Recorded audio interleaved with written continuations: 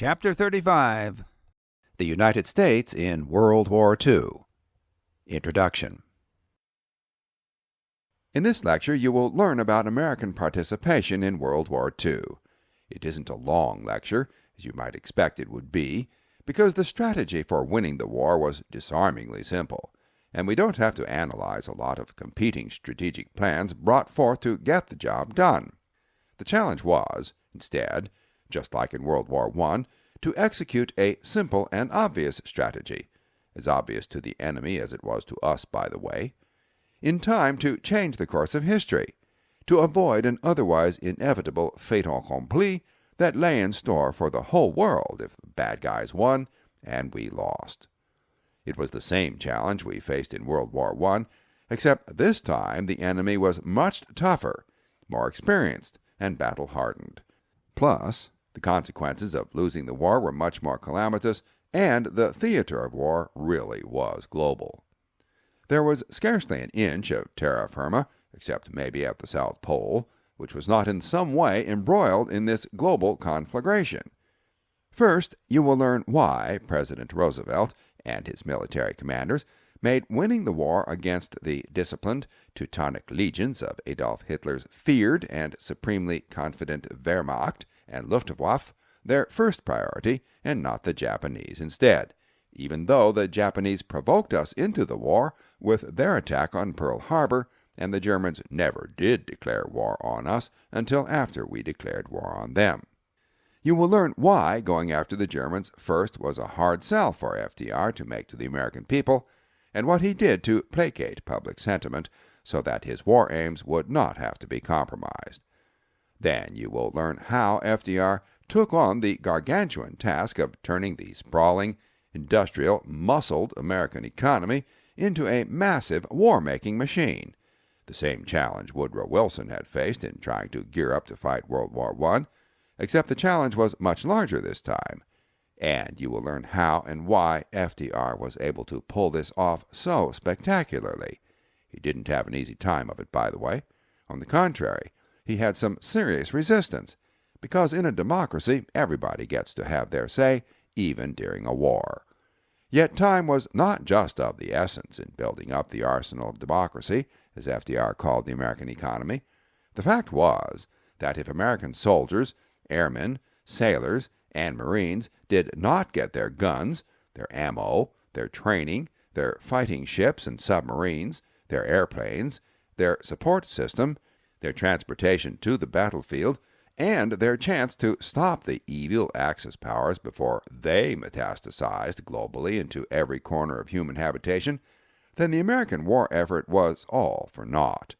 The consequences of defeat would basically be the demise of Western civilization this time, and the two wide oceans that separated us from our enemies, both East and West, would not save America in the end.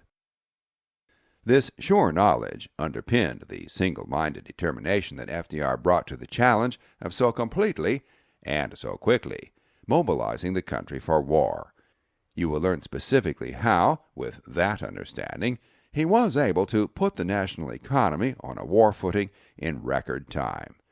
You will also learn some of the social implications of this huge, encompassing project, how it changed race relations in America, changed Americans' relationships with each other, and changed everybody's relationship with their government.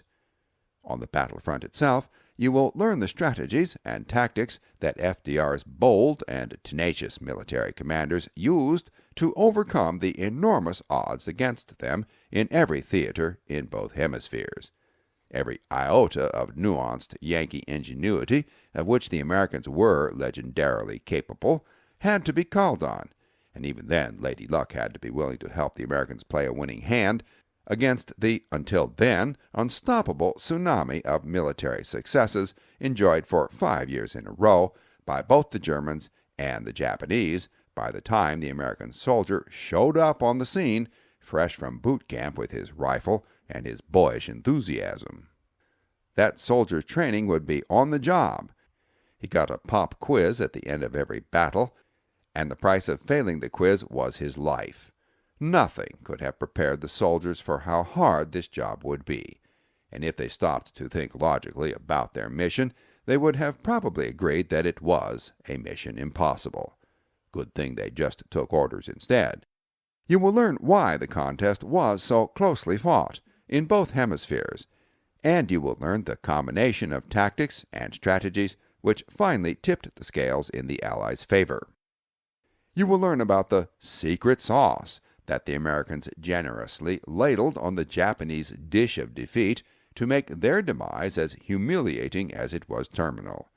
Even the charred and water-rotted corpses of the American sailors at Pearl Harbor might have winced at so much suffering inflicted on the crafty emissaries of the rising sun who sent them, all unprepared and in the blossom and ardor of their untried youth, to their deaths in such a riot of fire and panic on that balmy Hawaiian December morning in 1941, only 3.5 years earlier. In Europe, you will learn about the private war of words that raged between Stalin, Roosevelt, and Churchill over how to slow down Adolf Hitler's unstoppable Wehrmacht and Luftwaffe, which seemed blessed by some convocation of the German Aryan gods up on Valhalla with the touch of victory and the inevitability of military triumph everywhere they went.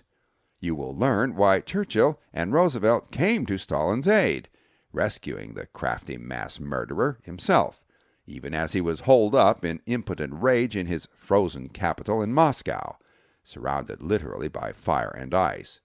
Instead of just letting Hitler's blitzkrieg legions make of Stalin and his dogged but exhausted, mostly leaderless, peasant defenders a pile of corpses, upon which the loathed and despicable communist dictator's charred body could then be propped up to stare with sightless reptilian eyes upon the wreckage of his former grandeur, just as he had stared without pity upon it in life, dispatching millions of his own countrymen because they were presumed guilty of not being sufficiently motivated to kiss his ring. Why not? Churchill and Roosevelt must have asked each other. Just let Hitler finish Stalin. Let the two sick, narcissistic psychopaths kill each other, and all of each other's soldiers. Saves us the trouble. Wouldn't that make the world safe for democracy? You will learn why Churchill and Roosevelt did not choose that outcome for Stalin, and later, in the next lecture, and the one after that, you will learn what the consequences were of that decision. Since they didn't do that, Stalin had to be included then in plans that Churchill and Roosevelt made to basically rebuild Western civilization after the war, and you will learn what the elements of that plan were, because it was drawn up in the last months of the war itself, when the Axis powers were on the ropes and victory for the Allies was clearly in sight. Back home in the U.S., meanwhile, Roosevelt had to pause in his labors in these closing days of history's most devastating war because it was time for another presidential election. He had already won 3 terms, and his health was poor. A 4th term was unthinkable, even if he had been healthy, and wanted to tilt at more Goliaths in the post-war world. Roosevelt had amply and generously warmed the president's chair long enough by then, and a younger and more energetic leader was in fact overdue, and everybody knew it, even Roosevelt. But the American people would not let him go quietly. You will discover why they still thought he was indispensable.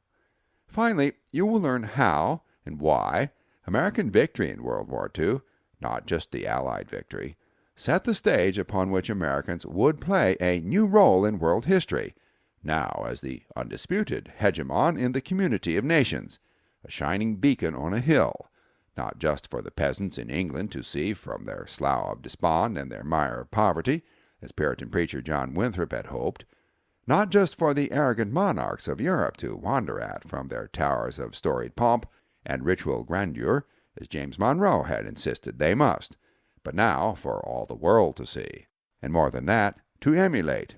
It was a fine thing, a very fine thing, to be an American then, in the bright and promising springtime of rebuilding the world from the ashes of World War II. You will discover specifically why this was so. In fact, by 1945, at the end of the war, so rapid and so complete had been the rise of American power since the brawling days of the robber barons just 50 years before, that the 20th century began to be called, even when it was less than half over, the American century. And you will discover why people all over the world started thinking this way, and why and how the reality of that perception was actually planted in people's consciousness long before World War II. American history for the remainder of the 20th century would be the working out of that global understanding.